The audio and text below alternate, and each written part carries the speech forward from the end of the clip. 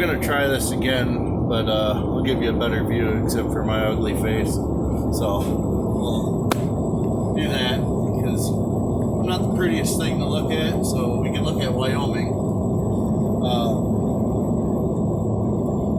So I'm gonna talk about a company I used to work for out of central Wisconsin.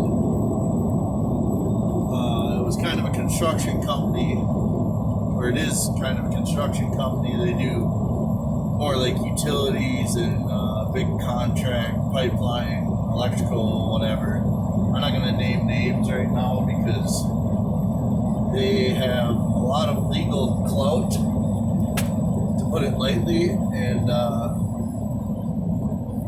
they could probably make life not so good for me. So I won't name names, but maybe in the future I will. You might be able to guess who it is, but I'm not going to say. So, this company out of central Wisconsin, the Utilities Services Construction Company, or whatever you want to call it, has like 18 or so different divisions. But I wanted to talk to you about what it's like to work for them and some of the stuff that they've done, or that they look over, and their employment rate is not the greatest for drivers. And I want to explain this in a way that I don't really put it out there, but it kind of, you get the hint. So this company, they were great to work for. I started there. They had the paper logs up till actually the last day. I think it was December 18, 2017. We had paper logs up to the last day. Now, it worked pretty good because then you could kind of get away with what you needed to do. And not like that we're fudging logs or anything, but it was just, a lot easier. They had this system, this e-log system that I'm going to say a lot of food carriers use because they thought that was the best one to use. It's really not. It's really a giant pain in the ass. I did a lot of slip seating and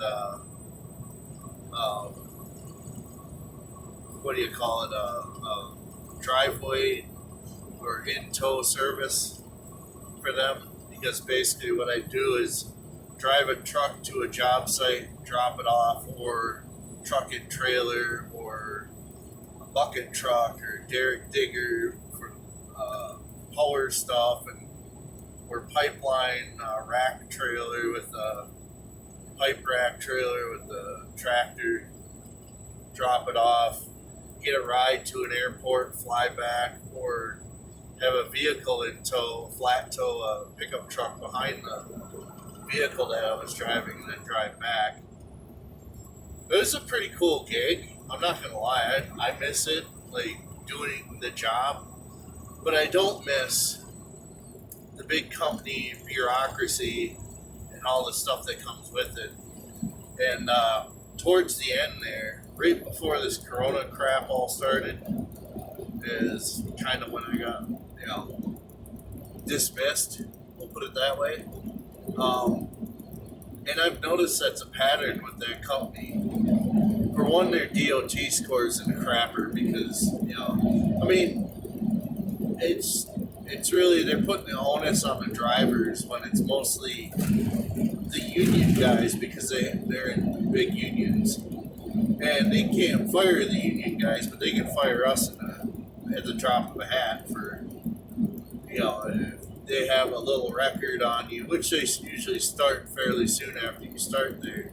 They like to write you up for a bunch of little stuff, and that way when it comes time to separating, you can just, oh, no. And I notice they do a little shady thing when they separate you from their company. They basically make it so you can't get unemployment. And so that I've heard from another person that I worked with. He worked in the shop, and I I work out on the road. I drive their trucks or drove their trucks, and I had my own assigned semi truck, and I deliver equipment for them. And, it's an internal. It's basically a non-customer service thing. You basically internally service that company because they're a construction company. So the only time I have to deal with any outsiders is like Nesco, or like Nesco does they rent out utility vehicles and trucks and equipment. And sometimes some of the vendors they had to use to rebuild equipment or pick up new equipment. Yeah, I go to them and deal with that. So, I had a pretty good time there when I first started, but towards the end there, I can tell you this: my boss or dispatcher, or whatever you want to call it, my boss / dispatcher, I noticed he really started starting a little paper trail on me, and I found him. I found my truck number on his computer once. He left his computer open, and I looked at the bottom of the caption of the truck number. I'm like, oh, okay. So basically, what they have a Telligis system for GPS tracking deal, and what they do is they can kind of see where you violated the speed limit. And I'm going to tell you right now, I have not had a speeding ticket since '06. Knock on wood, fake wood. But I tell you what, they're just trying to get me for anything towards the end there. And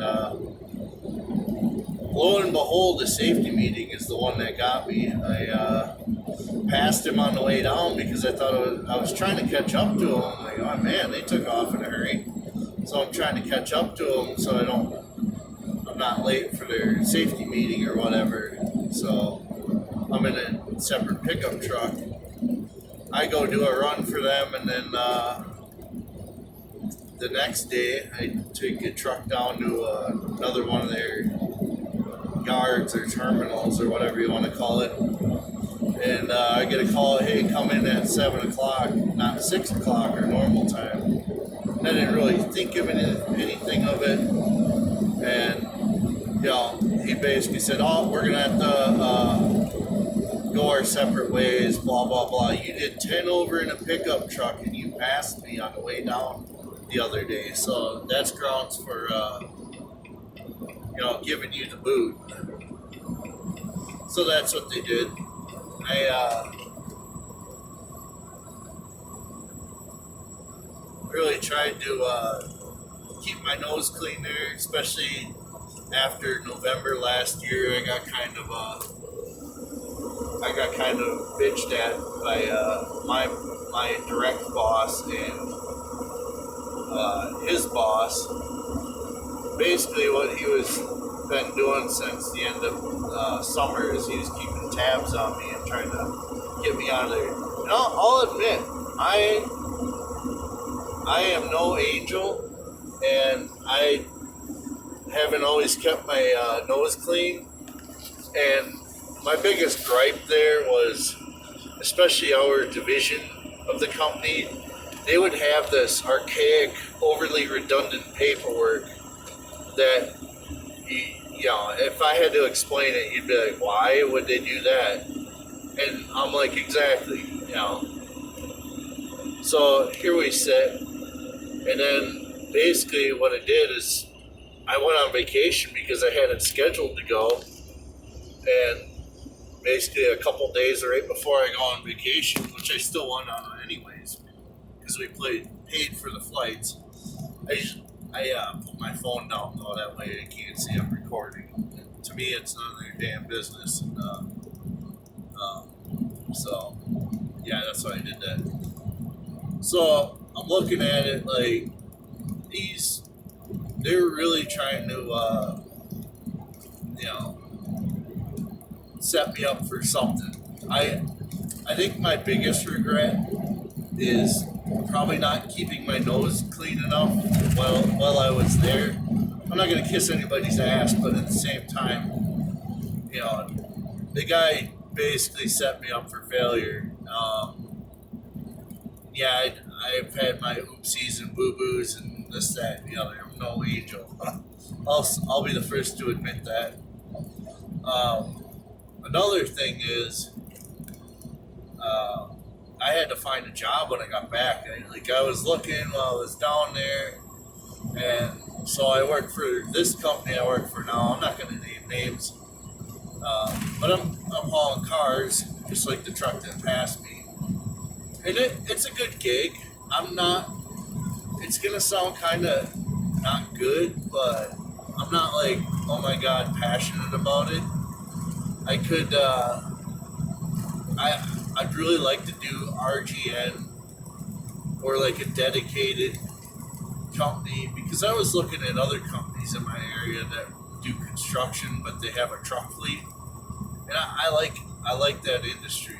This industry, it's cool and it's unique, but it's just another over the road job, so you're gone a lot more than what you really like to be.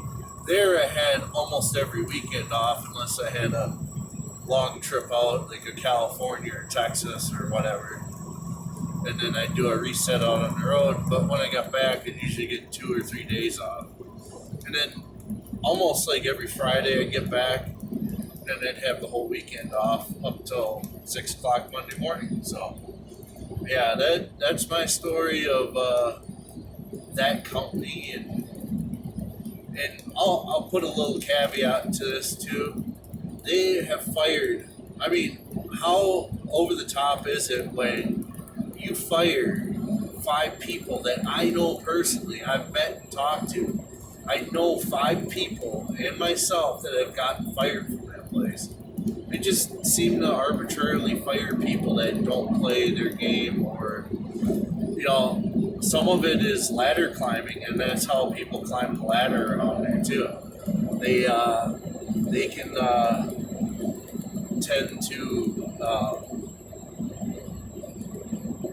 tend to set you up for failure, or somebody said something and I found it offensive, and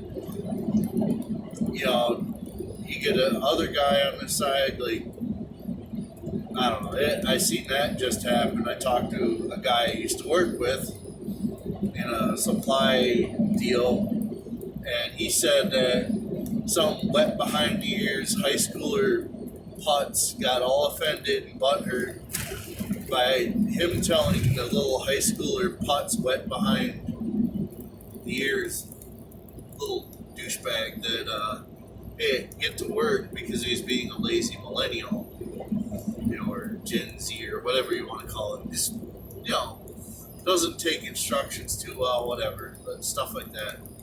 But yeah, that was kind of a thing that, a theme around there. A yard guy, the guy in charge of a yard got fired after he got off vacation. Little shady things like that, instances that are just, wow, really? They let him go for that, huh? And then, insult to injury, you don't get any unemployment because they go through whatever and they make whatever up that you can't get unemployment. And yeah, it's real shitty. I mean, it's a good paying gig, and it's a one of a kind, unique truck driving job, but I miss some of the people I work with, and I had a lot of fun and staying in hotels where I can pick the hotel. I have a credit card. That was nice, because we didn't have sleepers on our trucks. Yeah, I do miss that aspect of it. One of the guys, he was good shit talking to, but when I got let go, or whatever you want to call it, his contact number was in that phone, so I basically got kind of SOL, Yeah, my old boss there, he was grinding his axe. He really really had some deal against me. You know, I almost wondered if I could get him on a political thing at the time. I thought about that recently. I'm like, you know, I probably could have called HR. Yeah, that's my annoying text thing, but yeah. This is getting a little long-winded, so I'm going to wrap it up. But yeah, then my old boss there, he politically did not agree with most of us there. Let's just say, you know, but yeah, I don't know. A lot of stuff there, and honestly, if somebody started a class action lawsuit against them, I'd sign up for wrongful terminations. I'd sign up for that.